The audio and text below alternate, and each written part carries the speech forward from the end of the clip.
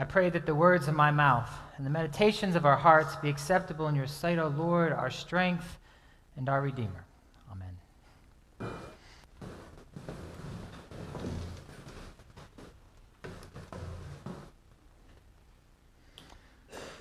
Okay, it's time for a test. No, not for you. Don't worry. It's a test for Jesus, actually. Just one more of them in a string that we have heard over the last few weeks in our gospel stories. You see, Jesus has been making his way to Jerusalem, doing miracles and teaching. And the religious leaders of his day have been sending their best and brightest lawyers to test him by asking him difficult questions. Now, in some ways, I don't really understand why people seem to get so upset that anyone would dare to test Jesus. Like, how could they? These terrible people. But why? I mean, isn't it a good thing that the religious community is challenging him and asking Jesus questions? I mean, think about it. Would you want your physician to not have to take the board certification exams? Well, if you want to live, you probably want him to, right? Would you want your electrician to not have to pass the electrical contractor exam or the test? Well, if you don't want to risk your house burning down, you want them to, right? Now, thankfully, I didn't have to take any exams or tests because I got ordained on the internet. But for teachers, engineers, RNs, people, and many others, taking exams and passing tests is part of how we establish who we are. It's part of how we establish what we know. And for those of you who didn't laugh, I was kidding, by the way, about being ordained on the internet. Unless some of you are thinking, well, that explains a lot, actually, right? Well, just like everyone else, I had plenty of people all along the way pushing me and challenging me and testing me in order to become what I am. And while probably didn't feel like it at the time, that's a good thing, actually. So if answering questions and passing tests, if it happens to all of us ordinary people in our lives, then why would we expect anything less for someone as important as Jesus? I mean, after all, he wasn't the only one in those days who was being touted as the Messiah. So sure, yeah, they were trying to trap him and discredit him when that's not very nice. But part of the religious expert's job was to challenge these would-be messiahs with their questions and tests and to see if they held up. So, teacher, they say, tell us this. Now, of all of the laws, which one is the greatest? So the test had been handed out. Maybe it wasn't the most challenging one, but it was certainly one of the most important tests Jesus faced. And to understand why, you have to understand that the Torah, or the law, was literally everything to that early Jewish community. I mean, it was how they understood their world and their relationship with God. It was what brought them closer to God. Because they believed that the more they fulfilled it, the more they lived it, the closer they followed these laws and rituals, then the more right or righteous they would be in God's eyes. The more he would love them. For them, the law was considered the logical fabric that held their entire universe together. And in theory, at least, all 613 commandments, yeah, that's right, that's a lot, isn't it? All of them, all 613 commandments, were meant to be observed and were considered to be equal. And to think our confirmands complain about, the 10 commandments, right? It could be much worse. 613 laws. And to reinforce this point about how the law was everything to that community, some would even point out that of the 613 commandments in the Old Testament, there are 365 thou shalt nots, one for each day of the year. And there are 268 thou shalls, one for each bone in the body. The idea being, in theory at least, that God applies to all of our time and all of our movements. So now you get the sense of the trap that they're trying to put Jesus in. No matter which law he chooses, they can easily say, well, okay, Jesus, why didn't you choose this law if they're all the same? Why didn't you choose this one instead of that one? But Jesus kind of brushes aside these games they're playing, and he gets right to the heart of things, as he is wont to do. He answers with a part of Deuteronomy 6:5, a portion of what's called the Shema, which is the very center of the Jewish faith and worship. You shall love the Lord your God with all your heart and all your soul and all your mind. This is the first and greatest commandment, he says. And there could be no better answer than that. Even those testing him could agree with that. I mean, they've been after him for weeks with what they thought were their best theological and political questions, and yet with Jesus' answers, he is the clear winner. As Matthew says in his gospel, he's amazed the Pharisees. He's astounded the crowds. He's silenced the Sadducees. Jesus has been taking people to school and teaching a master's class on how to love God with your mind. Maybe he could have just stopped there, enjoyed the victory, walked away. But it turns out that Jesus hadn't made his full point yet, and he is a teacher after all. Because he continues by adding this quote from Leviticus. He says, and oh yeah, by the way, there is one more thing, something so tied into the first that they are joined forever, and that is that you should also love your neighbor as yourself. And it's on these two things, love of God and love of each other, that the law and the prophets and the rules and everything else as part of our religious system, all of that rests on love. You can see what Jesus does right there. He's asked the question about the law, and he responds with an answer about love. Because you see, for Jesus, the fundamental principle underlying all of God's work in this world and in our lives wasn't the law, it wasn't the prophets, it was love. God's love for us, and our love back to God, and then for each other as well. I mean, the reason Jesus felt so compelled to answer the way he did is that the law had become something it was never intended to be. The rules and the rituals had taken on a life of their own, and they had become the dominant factor for those who were trying so hard to be God's people. I mean, God had given the original law, the 10 Commandments, as a gift to his people, as a way to help them understand what it meant to be and to belong to God.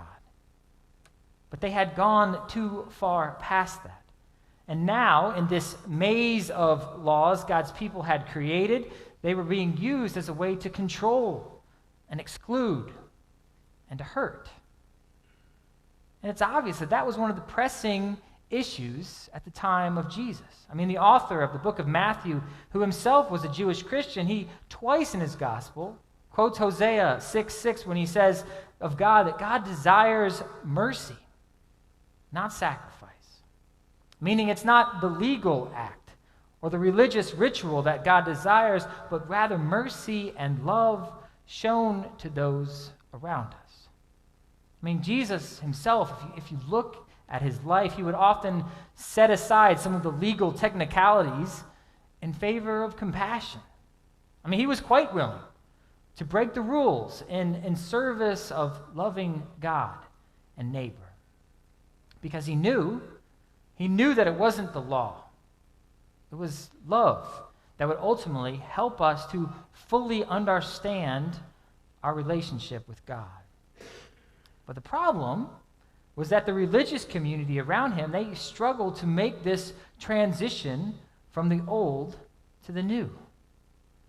And as it turns out, it wasn't just in the time of Jesus either, because you see the religious community throughout history has always kind of wrestled and struggled with these very same questions. Now today, in Lutheran churches around the world, there is a lot of celebrating going on for the 500th anniversary of the Reformation. Now, this being obviously an Episcopal church, you may not know many of the details of the Reformation, but you've probably heard about Martin Luther and how in 1517 he nailed his famous 95 Theses to the church door in Wittenberg, Germany. And what was so important about that event was that it really was the touchstone for a world-changing time in the life of the church and of also God's people. I mean, you see, in those days, the Catholic Church, in Luther's estimation, had really lost its way. It was morally and fiscally and theologically corrupt. And Luther and his friends set about to reform the church by pointing out, through the 95 Theses and other writings, pointing out where the church had gone wrong, with the hope that he and others could then change, reform the church from the inside out. And much can be debated about what Luther thought and if he was right or wrong, or if what he did was right or wrong. He was right, just in case you're wondering. I just would tell you that. But the important thing what's important to remember, though, is that what Luther and the other reformers pushed back so hard against was the false assumption that the religious community and its leaders held all the power, because they were using their rules and their rituals and their laws to not only just hold on to that power, but to control people and to exclude people and to hurt people, which actually sounds kind of familiar, doesn't it? Through his study of Scripture, mostly Paul's teachings on the life and the words of Jesus, Luther came to understand that it's not what we do or what we don't do that makes us holy and right with God. It wasn't by following a certain set of rules or doing certain things in a certain way. No, it wasn't that. I mean, if that were the case, then we would never be able to say with any confidence that we were ever fully in God's grace. Because as sinners who pretty much just kind of struggle our way through life, well, then how could we ever know if we've done enough? No, it wasn't that. You see, what made us right with God, what showed us how much he loved us, it actually had nothing to do with us at all. And as hard as that may be to believe, it had everything to do with what Jesus did for us. You see, it was through God's grace and mercy given to us through the words and actions of Jesus that we are brought into God's love, made right or righteous in his eyes. And the best part about this whole thing is that it was totally, absolutely free. A free gift given to us through the words and of actions of Jesus by a God who created us, who wants to be in relationship with us, and who loves us unconditionally. And for me, that's the faithful legacy of the Reformation. Now, why that is important for us is that even though God's people have wrestled so much with these questions and these tests throughout history, it's still very much something that we as a church today have to be mindful of. There are still a lot of religious communities and leaders and people who claim that the only way to gain God's grace and to love and his love is to earn it through the things that we do. That's the only way. But I hope and pray that you can see the flaw in that thinking. Because once again, those who think that way never know for sure if they've done enough. And so eventually people just beat themselves up so much they can't take loving a God who aren't sure where he stands, and they leave the church. Now maybe you know someone, maybe you are someone who's been damaged by the church in this way. Which is why today, here and now, it's more important than ever that we who believe first and foremost in God's grace and mercy that are free gifts given to us to make us right with God, it's so important that we continue to live out that message with our lives, because this world needs to see that and hear it. Which then brings us full circle. Because that's exactly what Jesus said was the answer. What above all else should we focus on? Should we give our efforts to? What is the greatest commandment? Tell me. Love your God, and then love your neighbor. Why? Not because we have to, so that we can earn God's grace and love. No, instead it's actually because we get to. Because of what God has done, it gives us a freedom that allows us to choose our own lives and how we will live it. I mean, we all know a forced love it's never really love, but a love chosen, a love freely given back with a grateful heart. Well, yeah, that is true love. But wait, you say, can we just take God's grace and mercy, say, thanks, God, and I'm out of here? Yeah, sure, people could do that. But then why would we? I mean, when we share these gifts of God first given to us, by returning them to Him and to others, what happens is that we begin to finally see life in our lives how they were meant to be lived. Not in fear or in selfishness or in restricted by rules, but in grace and mercy and forgiveness and hope. Again, things this world so desperately needs. I mean, it's true. We don't have to do anything, but of course God wants us to. And really think about it. I mean, why wouldn't we? I mean, the best response, the best thank you we could give to God would be to live our lives the way He wants us to live them. With the added bonus being that there could be no better or no more meaningful way to live. I don't know, I hope you see where I'm at with that. But maybe it would help to think about it this way. You know, way too often in our lives today, you know, we look at life as just the collection of things we have to do, right?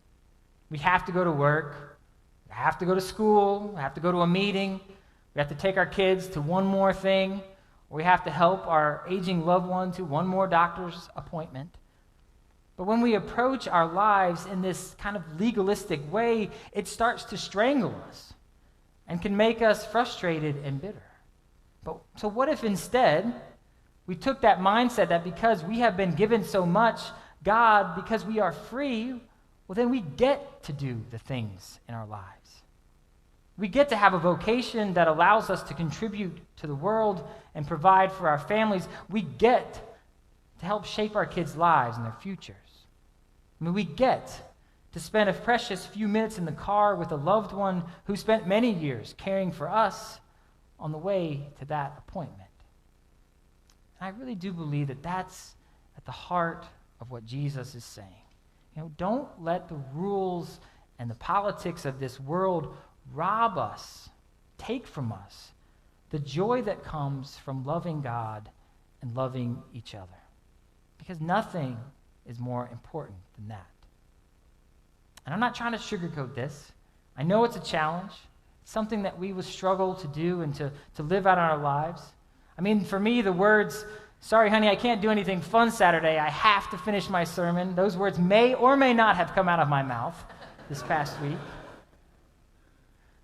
But of course, the better way to think about it is, yeah, it takes a lot of time and energy to write a sermon, but I get to talk. I get to talk to people about God and their lives. I mean, how cool is that, right? Okay, it's time for a test. And no, not for Jesus this time. For you, for me. And the test is this. When you leave this place today and you start your week out there, the test is to let the things you say and the things you get to do, the things you get to say and the things you get to do, from the little things to the big things and in each and every moment and each and every day, let those things be a reflection of the greatest commandments. Love your God and love your neighbor too. Is everybody ready? Okay, good. Let's begin.